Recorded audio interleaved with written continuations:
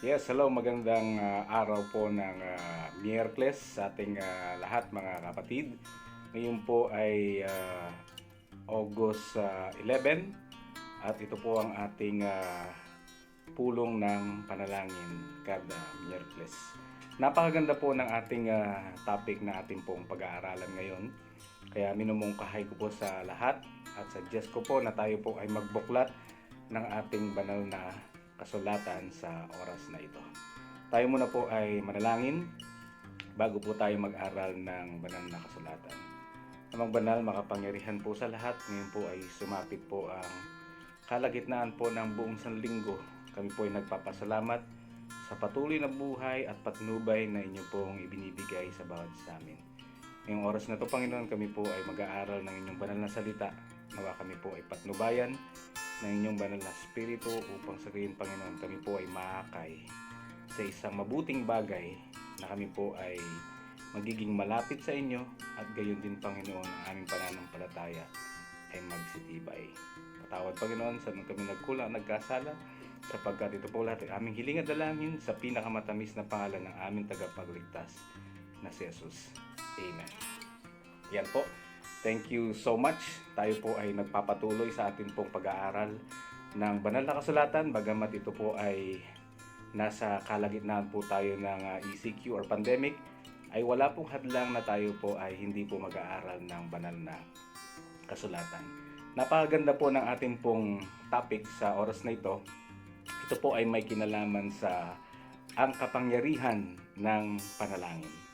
Dahil ito po ay pulong panalangin, ang ating pong topic ay may kinalaman po sa ang kapangyarihan ng panalangin. Ano po ba ang nagagawa ng panalangin sa ating buhay? Tayo po ba ay regular na nananalangin sa ating mahal na Panginoon?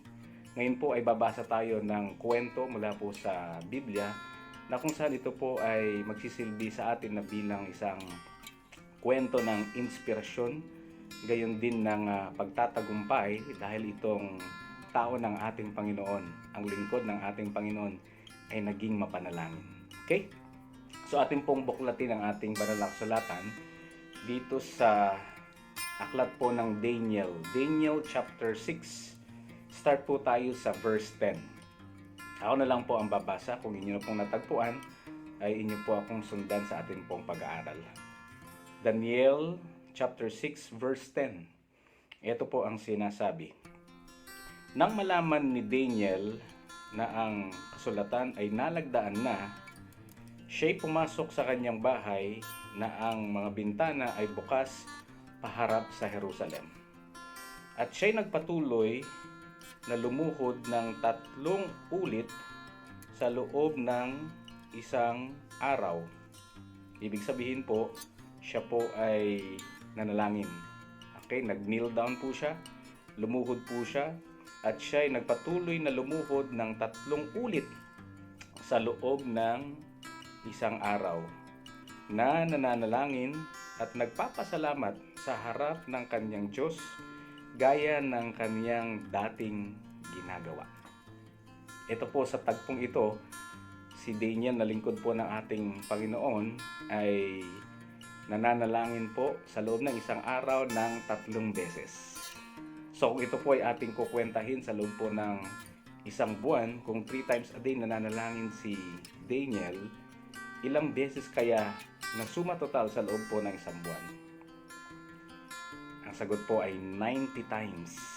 90 times.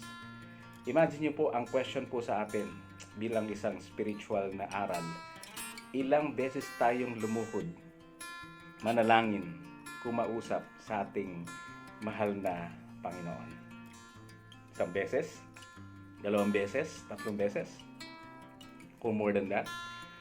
Or minsan po, wala man tayong time talaga na manalangin dahil sobrang busy po ang ating mga buhay.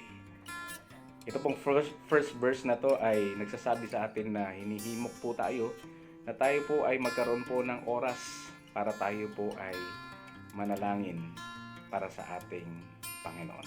Tayo po ay lumuhod, lumapit sa Kanya, at tayo magpasalamat sa Kanya o dumaing tayo sa Kanya sa magitan po ng panalangin. At ang sabi po ng verse po sa bandang huli, sa harap ng kanyang Diyos, gaya ng kanyang dating ginagawa. So, ibig sabihin, before pa itong verse na to, ay regular, naging sistema na po ni Daniel ang manalangin 3 times a day. May problema o wala, siya po ay nananalangin, nagpipray po siya ng 3 times a day. Ganon din po sana sa atin. May problema o wala, tayo po ay lumapit sa ating Diyos ng at least minimum 3 times a day. Tayo po ay manalangin sa harapan ng ating Panginoon na serious po na panalangin. And imagine nyo po sa tagpong ito, si Daniel po at ang hari po ng Medo-Persia ay naging magkaibigan po sila. And at the same time, si Daniel po sa tagpong ito ay pinagkalooban po siya na mamahala sa buong kaharian po ng Babylonia, na kung saan ito po ay nasakop ng Medo-Persia, ang Babylonia. Sila na po ang nag-take over.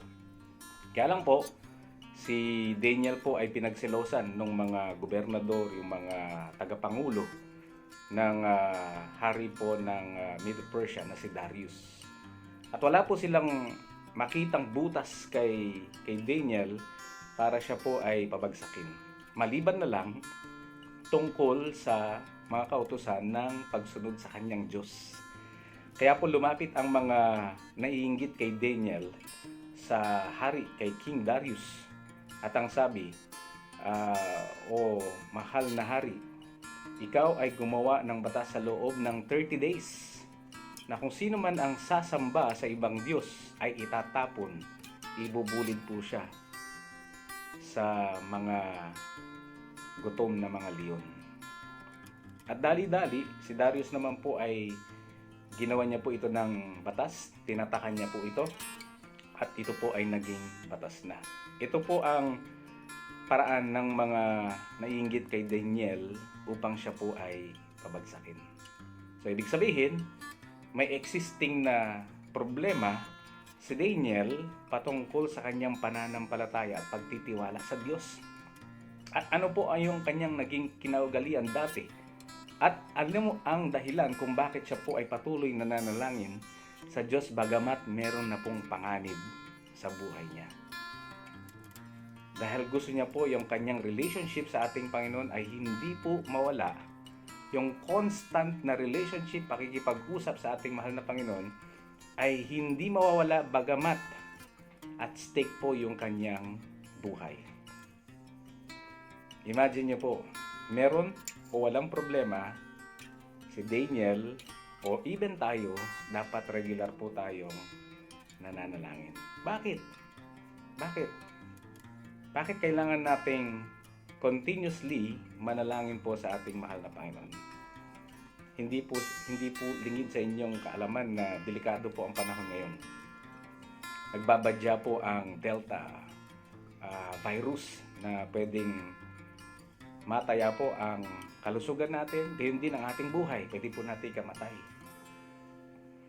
Kung meron pong peligro sa palibot po natin ngayon, kamukha nung sa panahon ni Daniel ay may peligro sa kanyang pananampalataya at pagtitiwala sa Diyos. The more na siya po ay kumapit, the more na siya po ay nanalangin. Sana ganun din po tayo. Kung anumang mga peligro, mga problema na dinadanas mo ngayon, sana mas mataas ang halaga po ng panalangin kaysa doon sa takot natin sa mga problemang kinakaharap po natin. That's one lesson. Tayo po ay manalangin regularly sa ating mahal na Panginoon gaya ng naging ugali ni Daniel. So, ang challenge po sa atin, kapag mayroong problema, ang una po nating lapitan ang ating mahal na Panginoon. At dapat regular po si Daniel 3 times a day. Kung maaari po, ay pwede nating maging pattern din yung 3 times a day na yun. Or mas marami, the better. Basahin po natin yung sa verse 11. Na magkagayoy, nagkakaisang dumating ang mga lalaking ito at natagpuan si Daniel na nananalangin at sumasamo sa kanyang Diyos. Okay? So, pinagkaisahan na ngayon siya. Kaya't lumapit sila at nagsalita sa harapan ng hari tungkol sa pinagbabawal ng hari. O hari, hindi ba lumagda ka ng isang pagbabawal na sino mang tao na humingi sa kanino mang Diyos o tao sa loob ng 30 araw, liban sa iyo, o hari, ay yahagis sa yungib ng mga leon? Ang hari ay sumagot, ang pagbabawal ay matatag ayon sa batas ng taga-Media at ng taga-Persia na hindi maaaring pawalang bisa. Okay? Verse 13, na magkagay sumagot sila sa hari, ang Daniel na iyon, na isa sa mga bihag mula sa Huda, ay hindi nakinig sa iyo, o hari, maging ang pagbabawal man ng iyong nilagdaan, kundi nananalangin ng 3 ulit sa loob ng 1 araw. Imagine niyo po yun, sinumbong na siya. Nang marinig ng hari ang mga salitang ito, siya ay lubhang nabahala. Bakit siya nabahala o naging malungkot? Kasi naging kaibigan niya na, si Daniel. Napalapit na po siya sa kanyang kalooban at puso. Ipinasya niyang iligtas si Daniel. At hanggang sa paglubog ng araw ay kanyang pinagsisikapang iligtas siya. Pero ano po ang nangyari? Verse 15. At nagkakaisang dumating ang mga lalaking ito sa hari at sinabi sa kanya, alalahanin mo, hari, na ang isang batas ng taga-Media at ng taga-Persya na walang pagbabawal o utos man na pinagtibay ng hari ay maaring baguhin. So, ito po ay naipit na po si King Darius po dito. Verse 16, na magkagayoy nag-utos ang hari at dinala si Daniel at inihagis sa yungib ng mga leon. So no choice na po si Darius, King Darius. Kung hindi, kung ano po yung batas existing that time, yung sasamba at mananalangin sa kanilang Diyos ay tatapon sa yungib ng mga leon, ito na po ang kinakailangang gawin ni Darius. So wala na po siyang magawa. Trap na po siya. Verse 17, dinala ang isang bato at inilagay sa bunganga ng yungib at tinatakan ng hari ng kanyang sariling pantatak at ng pantatak ng kanyang maharlika upang walang anumang bagay na mabago tungkol kay Daniel. So talagang yung verdict, yung kaparusahan kay Daniel na bawal manalangin sa mga Diyos nila o sa Diyos niya, ay nako po, ang verdict po ay kamatayan. Ang verdict po ay kamatayan talaga. Okay? So yung peligro na alam ni Daniel, kapag siya ay nahuli at pwede siyang mamatay, hindi niya po inalintana.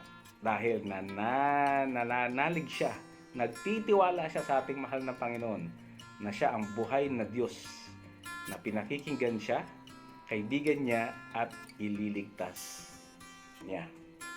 Verse 18, umuwi ang hari sa kaniyang palasyo at pinalipas ang buong magdamag at nag-aayuno.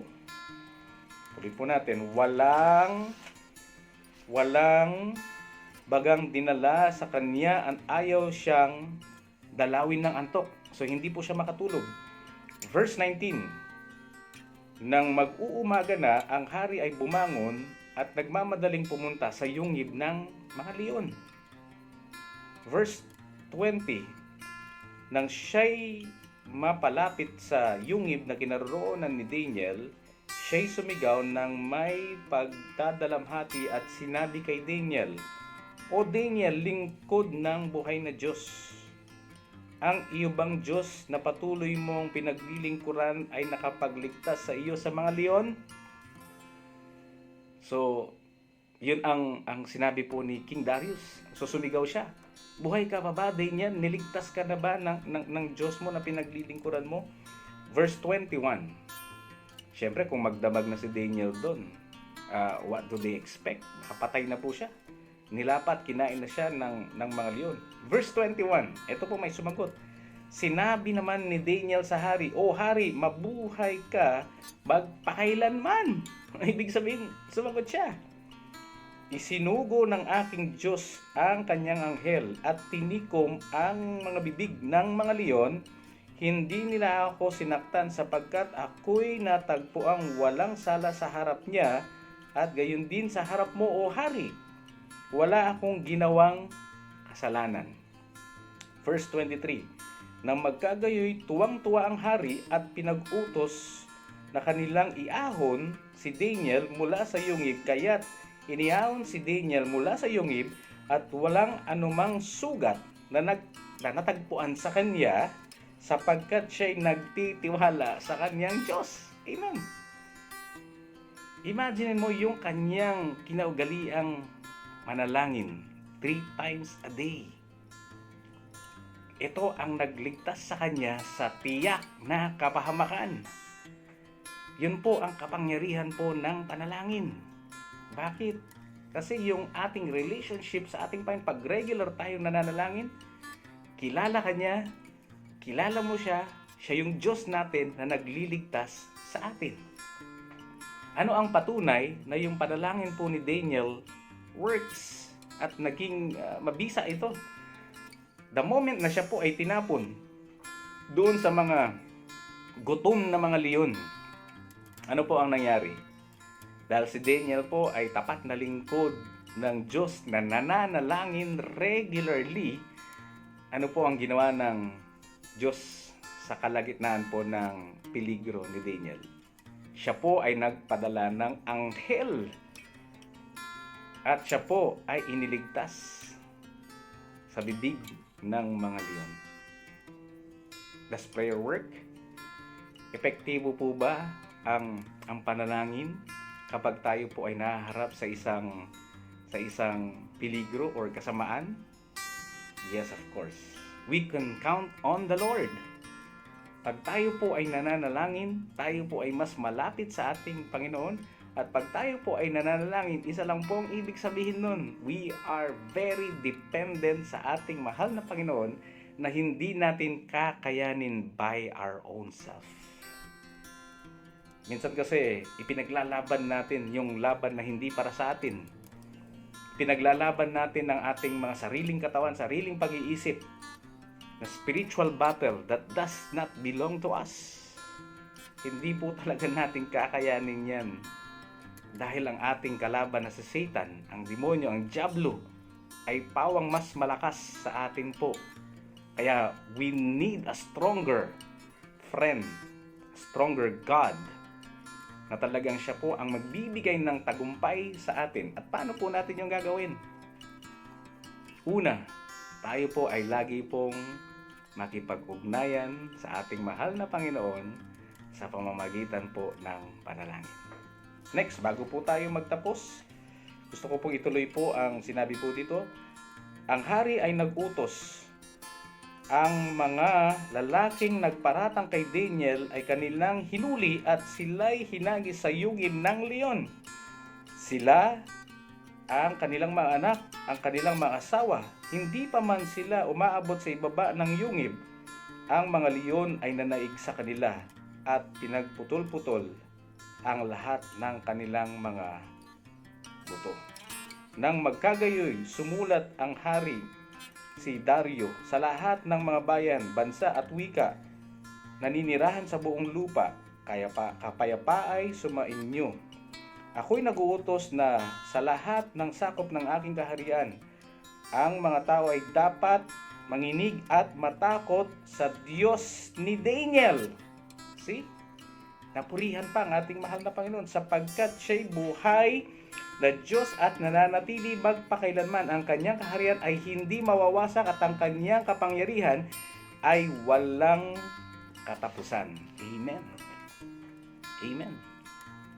Imagine nyo, pag tayo po ay nananalangin, nagiging close tayo sa ating mahal na Panginoon, and at the same time, tayo po ay we feel like dependent tayo sa ating mahal na Panginoon dahil hindi natin kaya on ourselves, sa sarili natin.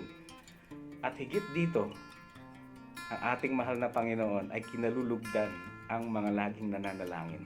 Dahil sila po ay ililigtas ng ating mahal na Panginoon sa tiyak na kapahamakan.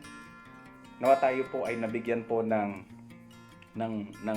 inspirasyon sa ating pong pag-aaral ngayong gabi na to.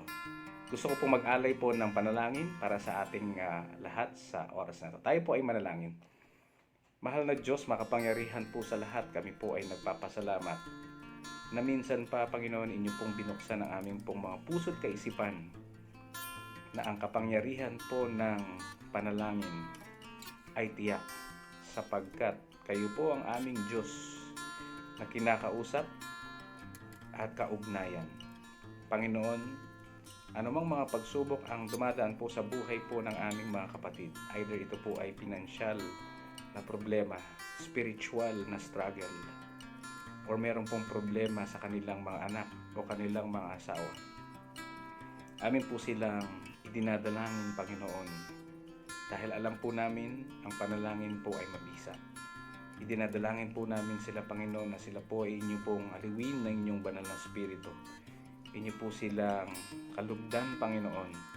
Inyo po silang aliwin sa oras po ng kanilang paghihirap at sa oras po ng kahirapan, Panginoon. Bigyan niyo po sila ng pag-asa. Alam po namin, Panginoon, ang panalangin po ay magbubukas ng iba yung pag-asa sa bawat isa sa amin. Iba yung lakas. At ganoon din, Panginoon, ito po ay isang paraan, Panginoon, na kami po ay walang magagawa sa aming mga mahihinang mga sarili. Ang panalangin po ay paraan upang masabi po namin na kayo po ang makapangyarihang Diyos na aming pong inaasahan.